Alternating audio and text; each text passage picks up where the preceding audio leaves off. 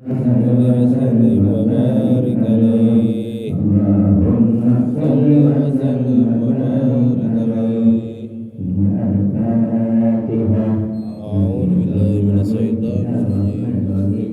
الحمد لله رب العالمين الرحمن الرحيم مالك يوم الدين إياك نعبد وإياك نستعين اهدنا الصراط المستقيم صراط الذين أنعمت عليهم غير المغضوب عليهم ولا الضالين.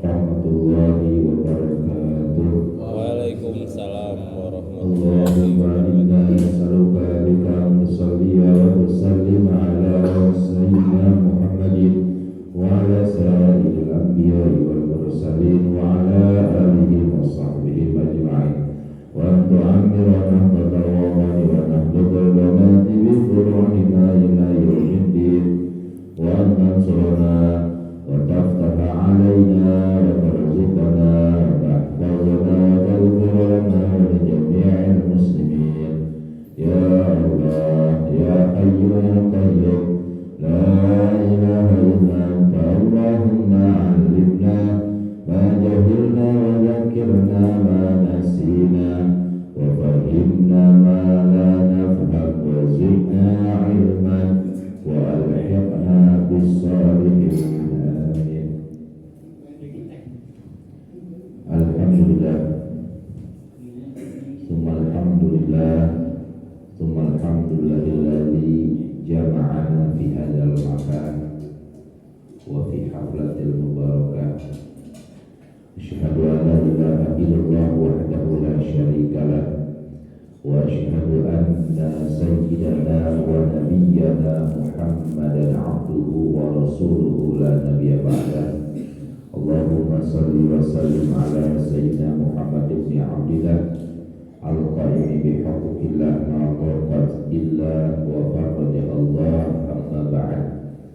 Allahumma aslih umat Muhammadin sallallahu alaihi wasallam wa farrij ummati Muhammadin sallallahu alaihi wasallam warham ummat Muhammadin sallallahu alaihi wasallam wansyur wahfad wa ayyibna wa fil alamin bihaqqi Muhammadin sallallahu alaihi wasallam. Ya, sama-sama kita muliakan, kita hormati guru kita, ketua mushola An-Nur, itu Bapak Ustaz Ma'id. Semoga Allah senantiasa menjaganya, ya, disehatkan badannya dan sabar dalam memimpin kita dalam keseharian ibadah kita kepada Allah Subhanahu wa taala. Amin ya rabbal alamin. Bapak-bapak yang kami hormati dan kami muliakan, alhamdulillah, yang pertama kita bersyukur kepada Allah Subhanahu wa taala yang mana Allah kumpulkan kita, Allah gerakkan kedua kaki kita untuk hadir duduk di mushola yang sangat mulia seperti ini. Apa yang kita lakukan ini akan menjadikan sebab wasilah perantara dosa-dosa kita diampuni oleh Allah, dan Allah akan jadikan kita sebagai orang-orang yang bersyukur kepadanya. Kalau bersyukur sama Allah, berterima kasih sama Allah, maka yang sedikit bakal jadi banyak. Sebagaimana kata Allah, la in syakartum la azidannakum.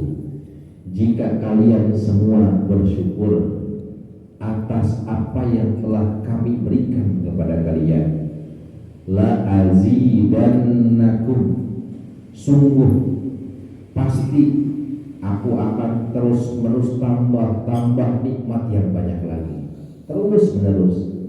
Coba kan yang jadi pertanyaan, apa sih bersyukur itu? Apakah hanya dia mengucapkan alhamdulillah? Bukan, Pak.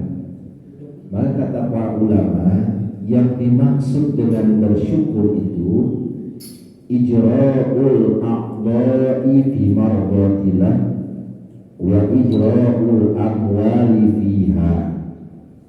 Menjalankan a'dha itu anggota badan kita, menjalankan, menggerakkan anggota badan. Ada luarnya, ada dalamnya nih kita. Dari ujung rambut sampai kaki kita gerakan, kita jalankan. Bapak ini kan gerak nih, dari rumah datang ke situ gerak nih. Menjalankan anggota-anggota badan yang tujuannya di dalam mencari ridho Allah Subhanahu wa taala, maka spontanlah dia termasuk minasyakirin, termasuk orang yang bersyukur kepada Allah Subhanahu wa taala. Salat kan geraklah, datang dari rumah ke sini duduk juga gerak. Maka geraknya itu akan maka dengan bergeraknya itu matanya, pendengarannya, tangannya, maka dia termasuk orang yang mensyukuri seluruh badannya. Coba kalau kita nggak bisa ngedit begitu, kan gak enak banget Pak. Atau penciuman hilang tuh. Kayak lagi musim-musim 2 tahun yang lalu, penciuman hilang padahal masih bisa merasa, padahal masih bisa makan, penciuman hilang gak enak rasanya. Padahal kita masih bisa menyentuh, masih bisa jalan, makan masih lancar, penciuman hilang kita gak enak. Satu yang Allah nggak hilangkan, cuma diuji untuk gak ada penciuman, gak enak. Bagaimana kalau anggota badan kita gak ada rasanya? Alhamdulillah. Maka untuk mensyukuri apa yang telah Allah berikan kepada kita, di antaranya jalankan anggota-anggota badan kita di dalam mencari ridho Allah Subhanahu wa taala. Kerja itu kan nilai ibadah. Maka ketika dia berangkat kerja, ya sebetulnya dia sedang bersyukur kepada Allah Subhanahu wa taala. Tangan, mata, pendengar dan sebagainya. Apalagi setelah subuh berjamaah seperti itu. Begitu juga harta yang kita miliki digunakan di dalam mencari ridho Allah. Di musola, dari mulai ibaratnya roboh, beli pasir, ada yang naruh duitnya sekian juta, sekian puluh juta, maka dia yang naruh uang di sini, harta yang tersisa yang dia miliki terjaga dengan apa? Dengan harta yang nempel di sini. Ada sholat subuh, dia naruh karpet ke karpet, contoh tak dulu. Dia naruh karpet nih, selembar. Ada orang duduk di sini untuk sholat, ada orang yang duduk buat baca Al-Quran. Orang yang beli karpet dapat pahalanya, dapat pahala orang baca Quran, dapat pahala orang sholat, dapat pahala orang haji.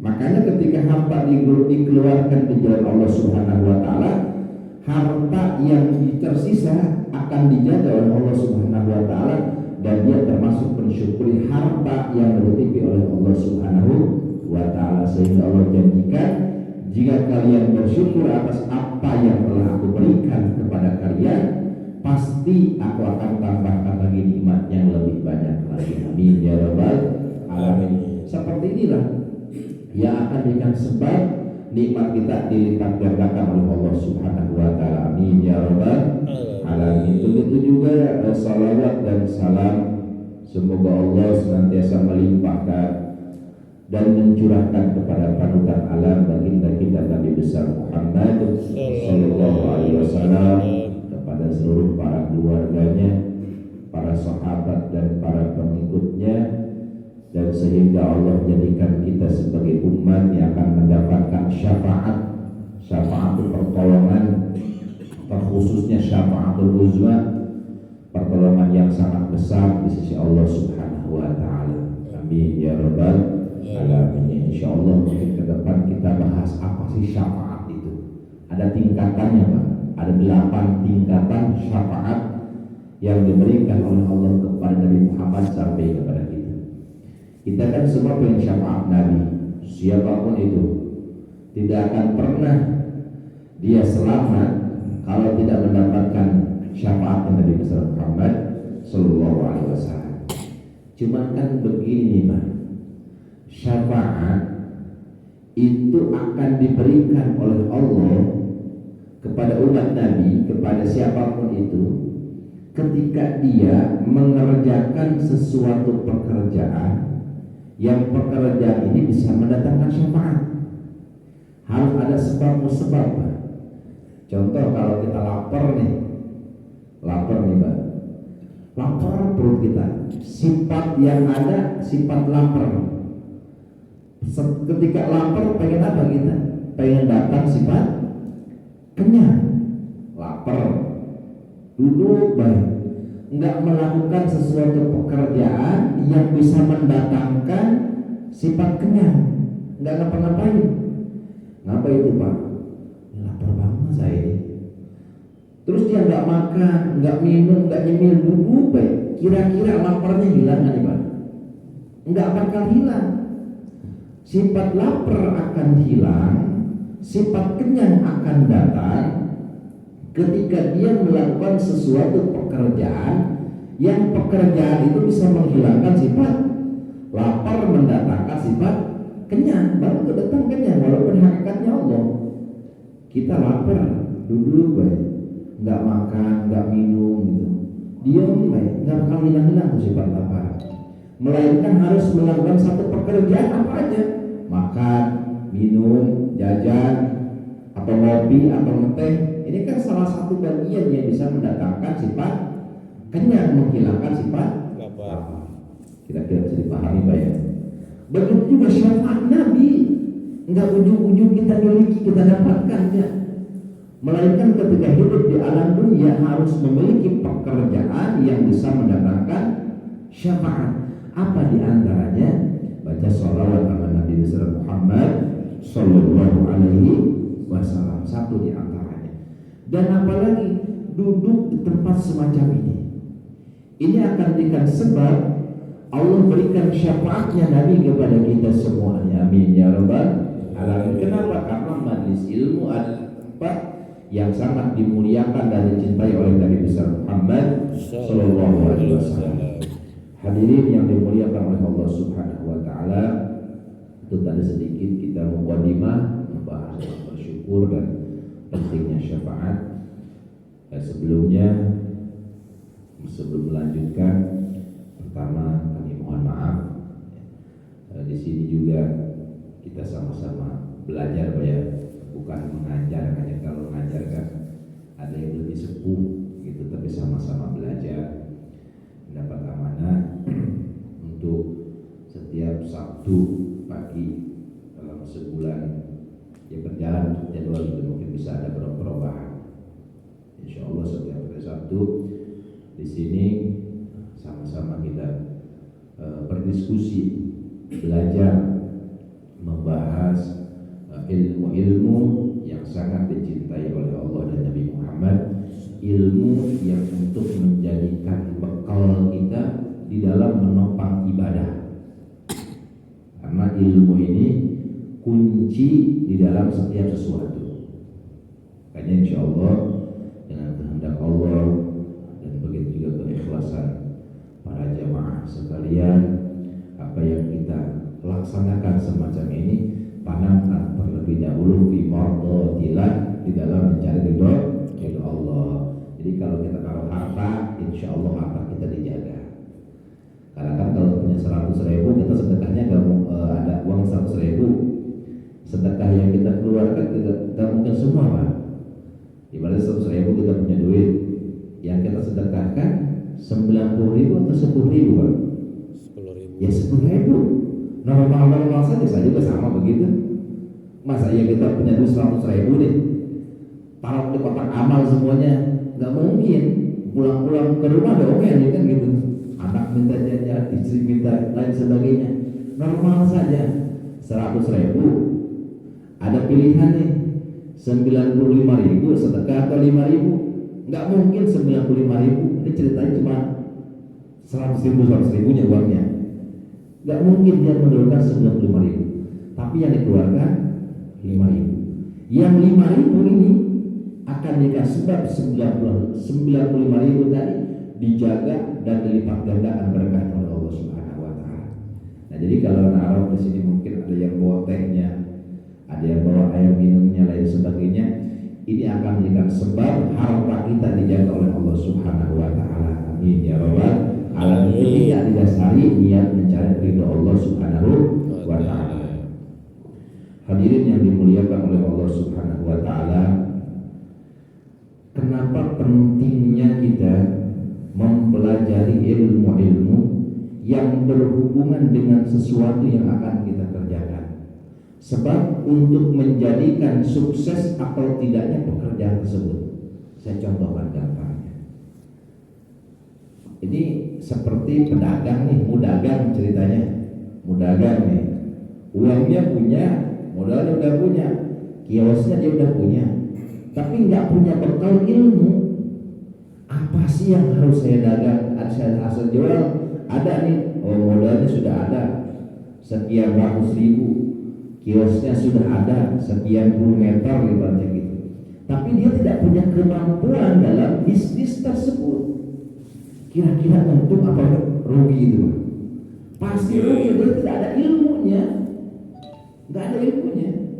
Makanya ilmu itu yang bisa menopang, mendukung kesuksesan yang dimaksud sama siapapun. Satu itu contoh kecilnya.